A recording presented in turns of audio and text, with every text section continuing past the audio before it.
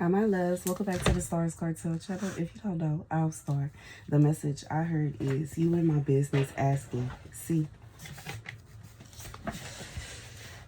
the scripture comes from Nahum 1:5. The mountains quake at him, and the hills melt, and the earth is burned at his presence, yet the world and all that dwell therein. Who can stand before his indignation, and who can abide in the fierceness of his anger? His fury is poured out like fire, and the rockets are thrown down by him. The Lord is good, a stronghold in the day of trouble, and he knoweth them that trust in him. But with an overrunning flood, he will make an utter end of the place thereof, and darkness shall pursue his enemies. What do ye imagine against the Lord? He will make an utter end. Affliction shall not rise up the second time. So here's the message. God said for somebody that there's someone that is irritated because they don't know what you got going on.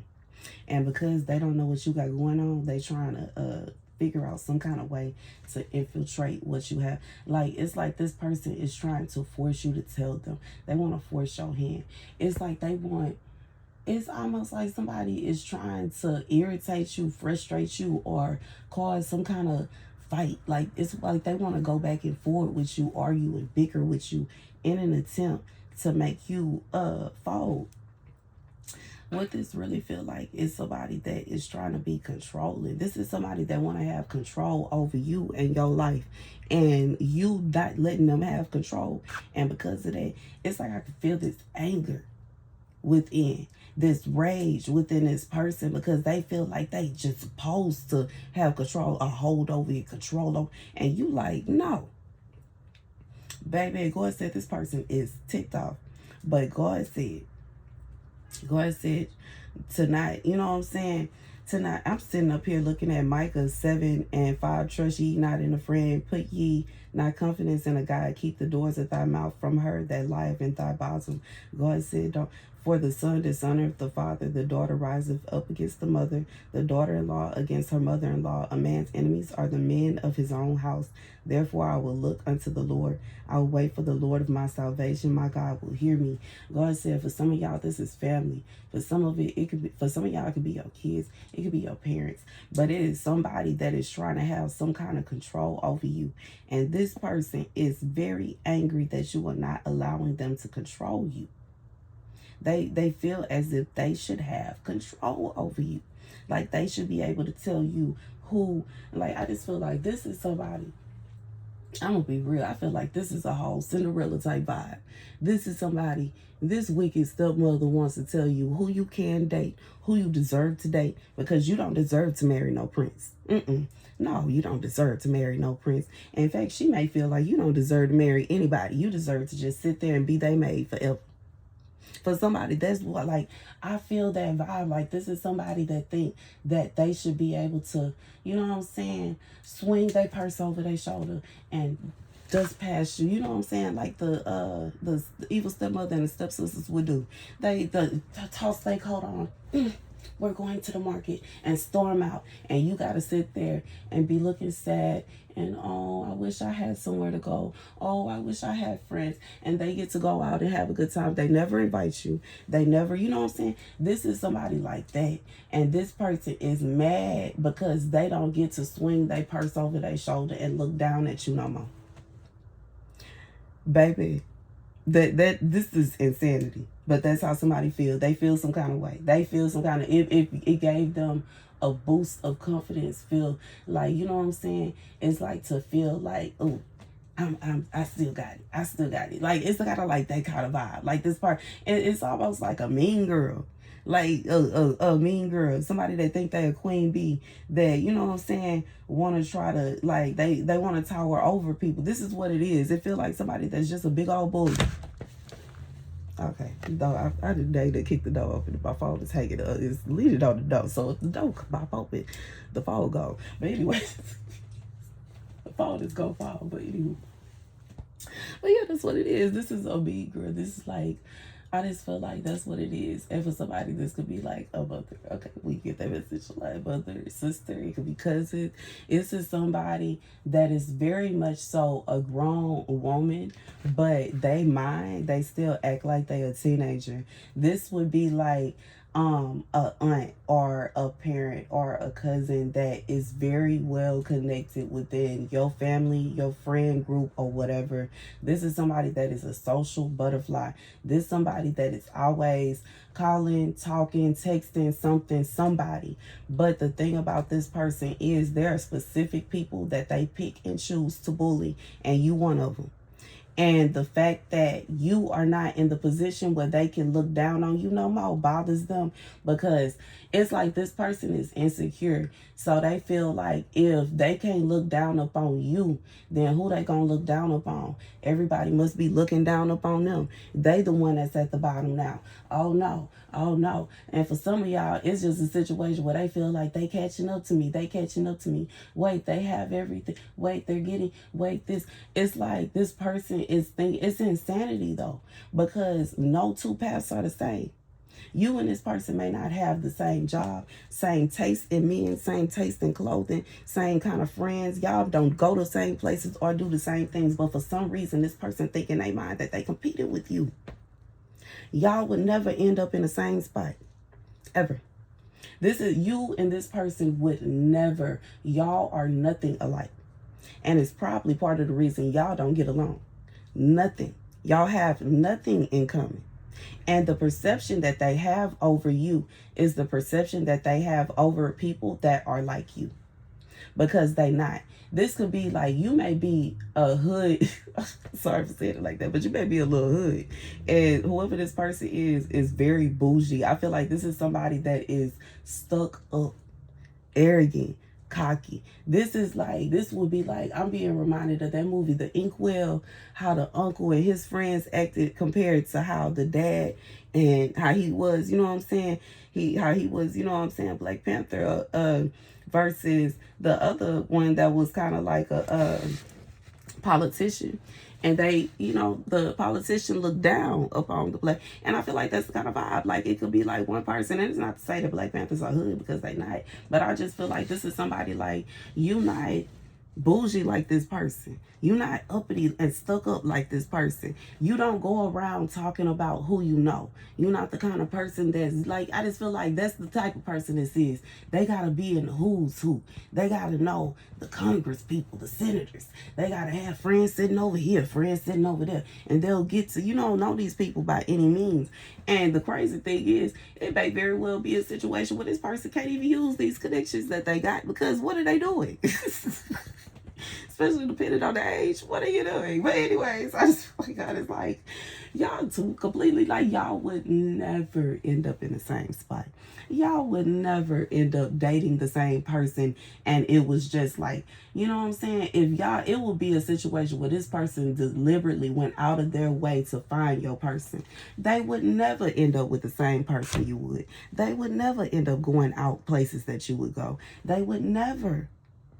This is somebody that would stalk you to try to make it seem as if you do it. You know what I'm saying? But in reality, like, it wouldn't even be a situation where, like, you, for some of y'all, this person wishes that they could, like, see you out somewhere and they could, like, outshine you. But in reality, first of all, regardless if it was your place or their place, it would be the other way around. It would be the opposite. But obviously, that's why they, like, I just feel like, how do I say it? The person that is doing all this typically is the one that's feeling some kind of way. You know what I'm saying? Especially when somebody ain't do nothing to them and they just, you know, attacking them over and over again. Is they bitter about something. And if it's a situation where it's your family, it's somebody that raised you, you couldn't have possibly done nothing to this person. Except, you know what I'm saying, maybe pee on accident when you was a baby. Something ain't right. And it's something ain't right with them. And you know what I'm saying? God says sometimes it could be jealousy. Sometimes it could be envy. Sometimes it could be a situation where a mother has hate in her heart towards her child because that child looks so much like that father. Sometimes the mother could have hate in her heart for her daughter because she reminds her of her mother. Sometimes it could be like, you never know what it is. Sometimes it's a situation where your sibling wanted to be the only one. And where did you come from? And we got to get rid of you because it's only supposed to be one of me.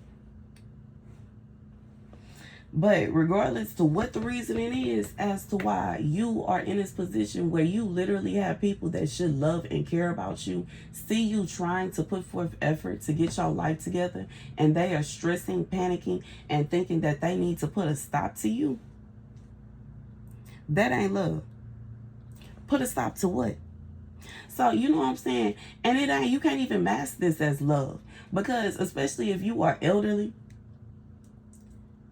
and no, like, you know what I'm saying? We already know what it really is. There's only one thing that we are all promised when we are born. And that's to leave this place, regardless to where we go. So if you elderly and you have a child or whatever, niece, nephew, whatever, son, daughter, niece, nephew, whatever you got going on, and they trying to get themselves together, and that makes you angry, and it makes you feel as if you need to put a stop to them getting themselves together, there is something wrong with you. What will become of your child when you leave this place if you keep stopping them from trying to become an adult? How will they be able to manage their life? How will they be able to take care of themselves? How would they even be able to manage your assets if they can't even manage the assets they have because you keep interfering? That's not love. Love is when you teach your children things they need to know. Could you imagine somebody sheltering a child like that though? And then they leave on, and that child got to figure out how to manage everything that they had? Everything will fall apart. That ain't love. And in reality, I feel like this is somebody that's trying to mask it as that's what they doing. But that ain't what they doing. Your child shouldn't have to be forced to have no life and be miserable up under you in order for you to feel like they're okay. You shouldn't need to know their details of their every life in order for you to feel like they're okay. Especially if you don't do nothing but turn around and tell people their business. No, I ain't telling you nothing. Mind your own business then. You need to mind your own. You need to find you some business, and you need to find it. That way. That way. That way. Seriously. Seriously. Anywho. That's the message, y'all. That's the message. Go ahead. That's the message. That's the message. That's the message. That's the message. God said, who can stand before his indignation? Who can abide in the fierceness of his anger? His fury is poured out like fire. The rocks are thrown down by him. The Lord is good, a stronghold in the day of trouble, and he knoweth them that trust in him. God said, for whoever this is for, he know that you trust in him. And the only reason that you have made it as far as you have is because you trust in him. Whoever this person is that keep complaining that you don't this and you don't that, they think that you don't know these things because they failed to teach you these things. And instead of trying to teach you these things, they are trying to stop you from accomplishing anything. God said he taught you. He did it. Because they failed at doing it. If this was a parent, they did a poor job. How could you say that you did a good job at taking care of your child and your child is an adult and you don't think they can take care of themselves? Where were you at? Hold on, sir. Hold on, ma'am. Wasn't that your job? Your child should know how to cook. Good, too. If you can cook, they should be able to cook. If you can clean, they should be able to clean. If you can manage bills, they should be able to manage bills. Where was you at? Why did you drop the ball? That's what God said. God said he ain't trying to hear all that. Well, I think this, I think that. Like, you know what I'm saying? I know it's a lot of people that, you know what I'm saying, especially in my age group, that may have mental disabilities and you don't know about it. But in reality, if you made it all the way through high school and you got your diploma, you should be able to do the simple things that you need to do to manage your life. Period. And even if this person is suspecting that you have this, that, and the third, none of that matters. You probably wouldn't even be acting out if they would leave you alone. Because you know when people cause stress, that's what triggers you. See, I learned this, not only working in a locked unit, but being around people that have mental problems. Typically, a person with mental disabilities, they could go through a complete day and be fine. They could go through a week, a month. But all it takes is one person that triggers them. And if you have a parent like this here, that is, you know, that is them. You know that it's them. And it irritates you. That is every time they call you, they gonna piss you off. Every time you see them, they gonna piss you off. When you see their picture, it's gonna tick you off. When somebody start talking about them, you gonna roll your eyes. When like it's irritating. It's triggering. This is somebody that triggers somebody and they feel like they should be able to have control over you. God said he has delivered you from them. They think you supposed to come back. God said he rescued you from them. Yes. God rescued. This is somebody God had to come and rescue you from this person. And they sitting around trying to cause problems for you, thinking that that's going to God said you ain't going back over there. They crazy. That's a message. Thank you guys for watching. Be sure to like, share, and subscribe. Deuces.